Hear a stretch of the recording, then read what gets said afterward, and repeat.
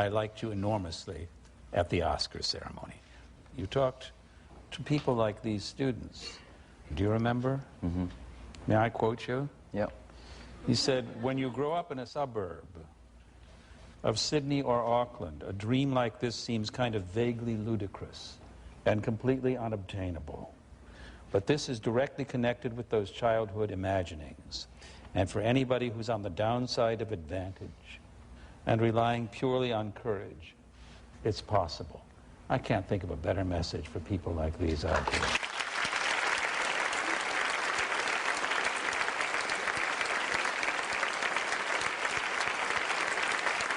I also recall a toast that you offered at the press conference. Do you remember what that was? God bless America. God save the Queen. God defend New Zealand. And thank Christ for Australia. One of the things that's noticeable about tonight is the wisdom of Russell's choices. One of your wisest, and I would think riskiest choices, was the role of John Nash in A Beautiful Mind.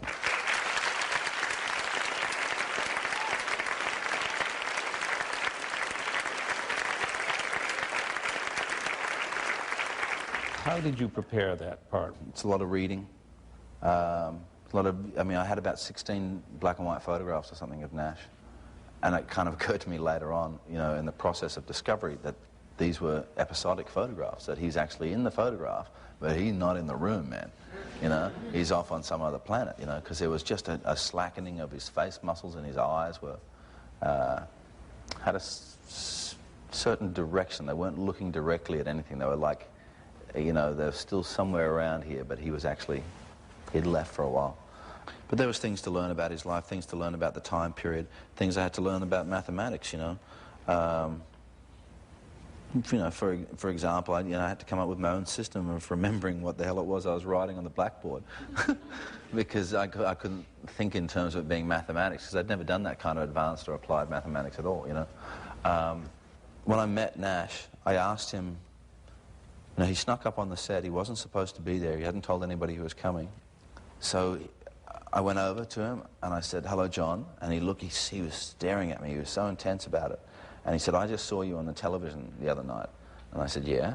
And he said, "How come on the television the other night you don't look anything like you look now?" And I said, "Well, I'm trying to be you now, mate, you know."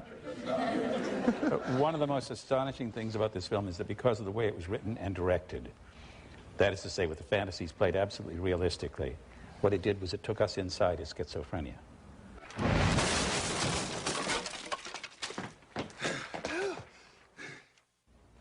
Over the more than 9 years of this series, another of the subjects that has become embedded in it is music. What is 30-odd foot of grunts?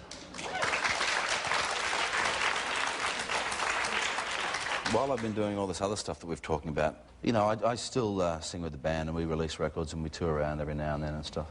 You know, to me it's an outlet. To me it's, you know, a version of theatre. Waiting here some days and looking inside. You can't live your life on your own, love, but not all the time, yeah. I need somebody from outside of me to come and give me all the things that I have used up. Rapping other people, rapping, so afraid to begin, so afraid to start again, lost in time, and an argument, well, it's fine, as long as you don't speak, yeah.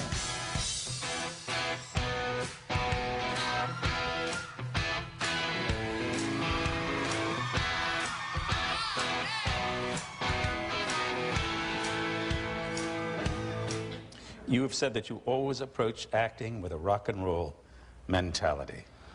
Yeah, is that true? Well, yeah, it is. What does it's it always mean? been about entertaining the audience. It's always been about knowing that you're just part of, you know, a narrative, a storytelling process. You know, serve the narrative and you're doing your job. There's a thing that they say, you know, you have to love the character you're playing. You fall in love with somebody, you forgive all their faults, right? You fall in love with your character, you miss out on the opportunity of showing up those faults. Be objective about the character you're playing, because it's those faults that make that person an individual, make him a human being, he or she, sorry, a human being, you know? And I decided to say I'm falling in love with the job. I love acting. Where is your farm? It's about 6 hours north of Sydney by car, or 6.5 hours. Well, actually, probably about 8 hours if you drive at a regular speed.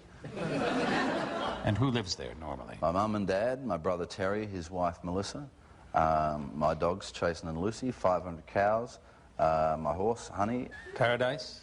You know, it's home. It wasn't until I was 14 that I lived in a house, you know. So home is very important to me. My mum and dad had a business that they were operating, and they went bankrupt. And you know, I said to them, you know, why don't they come over to Australia? And they see, this is a funny thing, because I borrowed money, you know, and I made a lot of quite famous movies by then, you know, quite big, but I didn't have any cash, man, you know. It wasn't until 1998 that I signed on to do Mystery Alaska that I went from the deepest red into the black. And I'd stayed out of work for 14 months because I wanted to do something important after LA Confidential. But I got a 710% pay rise between those two gigs, you know. And that's really important, that you're patient enough to back your own talent at a certain point when it becomes real. A couple of nights ago, I was privileged to attend the world premiere of an astonishing movie called Master and Commander, The Far Side of the World. Is it true that you did not instantly accept the role? No, I didn't. Why? I've never been much of a sailor, to be quite frank with you. But I began to think about it from the point of view as I really desperately wanted to work with Peter Weir. Always responded to everything he'd done, been such a fan of his. And, you know, I've done this thing many times in my career where I've used the job I'm going to do to face down something that I'm fearful about, you know. But I just set about spending as much time as I could on boats and walking on and off boats and everything until one point in that preparation it just happened that I was no longer motion sick. The books by O'Brien and the movie are an immaculate primer on the art of naval warfare in the time of Lord Nelson. You know, Peter doing a supposed action film is kind of like a lie. It's a marketing lie because it's not an action film. You know, it's a very small drama about guys on a British naval vessel. This is how Richard Corliss of Time magazine feels about Master and Commander. It puts the passion into action and the thrill into thought. We begin our classroom with the questionnaire invented by the great Bernard Pivot. What is your favorite word? Pusillanimous. Means faint-hearted. It was a word my mother would often use when she knew she was talking to somebody who wouldn't know what it meant. What is your least favorite word? 3-word phrase. Hollywood bad boy.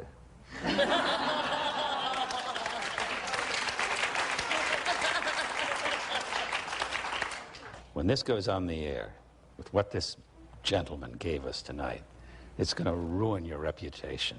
People will think you're a pussycat. What turns you on? A well-constructed sentence will give me chills. What turns you off?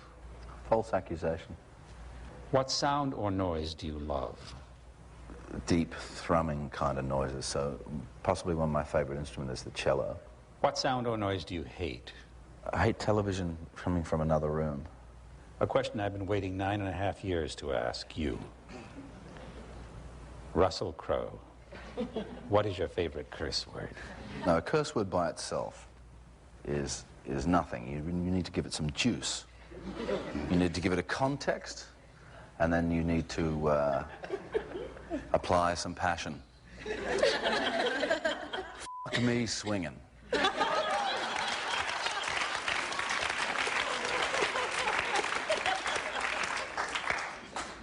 Excellent. What profession other than yours would you like to attempt? It would have to be something that's a variation on the aspects of this job. I mean, I even saw being a waiter as a performance opportunity, you know. I was a really good waiter, you know, and I was a really good cocktail barman. you know, and I took it seriously and I knew all the drinks and I could just rock and roll with it and enjoy it. But it would probably be something to do with colours or the use of colours and stuff. You know, some sort of designing job, you know. What profession would you absolutely not like to participate in? Politics. Finally, Russell, if heaven exists, what would you like to hear God say when you arrive at the pearly gates? Heaven does exist, and he'll probably say g'day. An Australian God. Here are your students, Russell.